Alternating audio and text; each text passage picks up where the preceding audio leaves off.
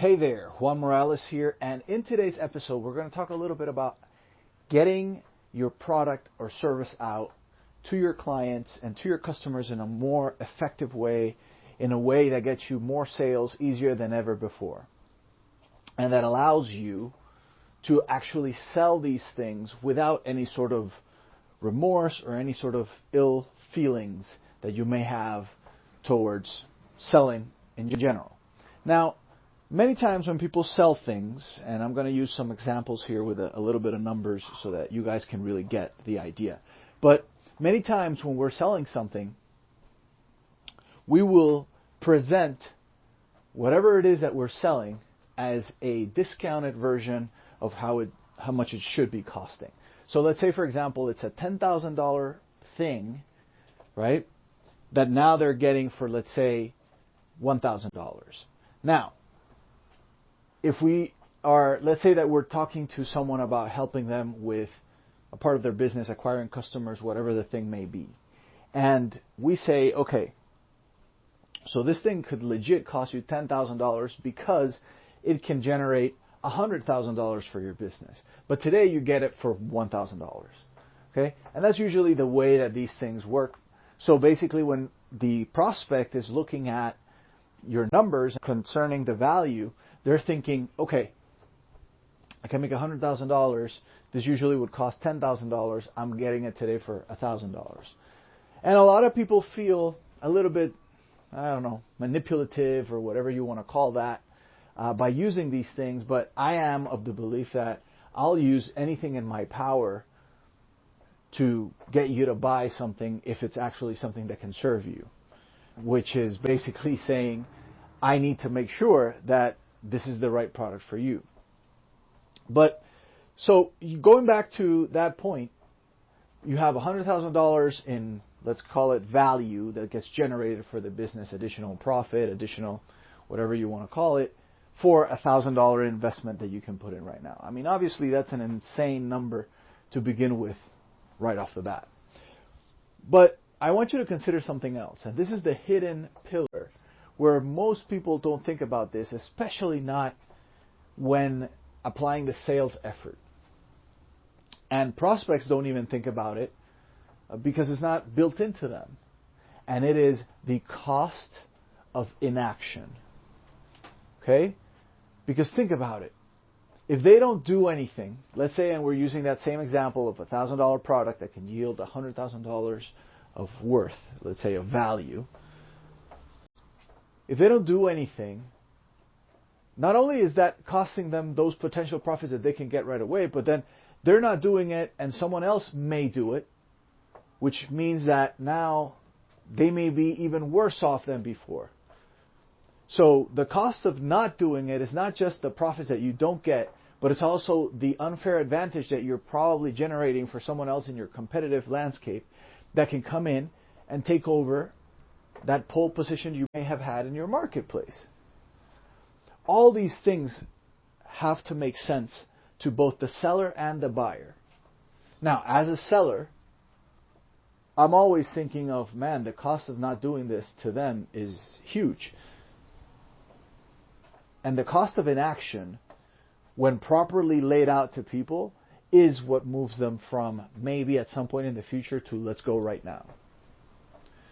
And it is because once they understand that their inaction is actually costing them right now, and if they continue not acting, it'll just keep costing them more. That changes the dynamic completely because we're actually helping them and serving them instead of trying to get money from them. Because the cost of inaction is really that hidden cost that they may not have perceived yet, but once they're aware of it, they understand that they're leaving money on the table, and then they're open for a competitor to take over that part and leapfrog over them, especially in a crowded field. So the cost of inaction is a very, very powerful thing to always understand. And as a buyer, what I'm concerned with is usually getting an ROI on every investment that I'm making. And if I'm buying something and that thing has a big promise attached to it, Well, I'm thinking it in terms of, okay, if it doesn't work out, and obviously depending on what the offer is, the people may have refunds and whatever, and surely if they're taking credit cards, they do have refunds. But point is, rarely as a buyer am I thinking of the cost of inaction. I'm usually thinking of the cost to act, but not on the current cost that not acting is having on me this instant. Now, this is a very powerful concept because once you apply it to yourself, both as a buyer and a seller, you're going to understand that there is a cost of not doing anything. And making your prospect aware of that. What's it currently costing them right now? If they already had this in place, and this thing could generate an additional $100 a day, every day that passes that they don't have it is another $100 they let go by. And this is what you have to be thinking about, and what you have to make your prospects think about when they're evaluating your options. Because if they don't think there's a cost of inaction, that's when they start putting things off. That's when they push off the decision to later on in the month, the year, whatever it is. But if they realize there's something that's costing them right now, and that every day that passes, it's like $100 bill or whatever the number may be, they're seeing it fly by, but they can't grab it, I guarantee you that's going to stimulate more action. And for us as a seller, especially the kind of people out there, and I mean, I've met many of them, I used to be like that as well, that I did not like selling. Because it felt manipulative, it felt forced, it felt all these other adjectives that you can use for it. But the truth is, it was only when I realized the cost of inaction that I was able to get comfortable with selling. Because I realized that it is costing them every day. And what I am telling them is not for my benefit, it's for their benefit. Of course, I benefit as well if they buy it from me. But once I took that frame of it is for their benefit, every day that passes that they don't have this is costing them. And that may mean the difference between the business keeping afloat or thriving versus the business collapsing completely. So if I'm sitting in front of a business owner and I'm telling him about whatever the thing is that we're offering, I think not only in the terms of what they gain, right, which is the future gain, what happens when whatever the product is implemented, fully installed in the business, but I'm also thinking of the present loss that they're having. You see, future gain is what will happen when they get it. Current loss is every day that passes by that you're not using this, you're wasting money. Every day that passes by and you're not, let's say, collecting emails from your prospects or your clients, that's money you're throwing away. Every day that passes by that you don't mail that audience that you have with something, even if it's just a top of mind message to teach them something, to stay in their top of mind, that's an opportunity you're letting go.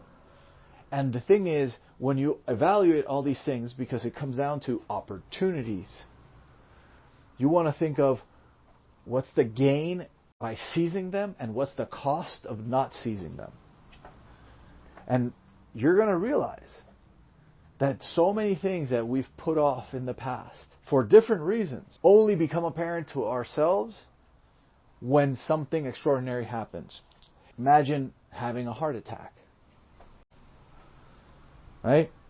Now, maybe you were eating junk food and all kinds of stuff forever. Maybe you weren't exercising for the longest time, but you didn't see anything. Right? You could live your life perfectly. Everything was moving and everything was fine. Yeah, you may be a little overweight. Yeah, certain things can be along the way. And then all of a sudden, heart attack or diabetes or whatever you want to call it.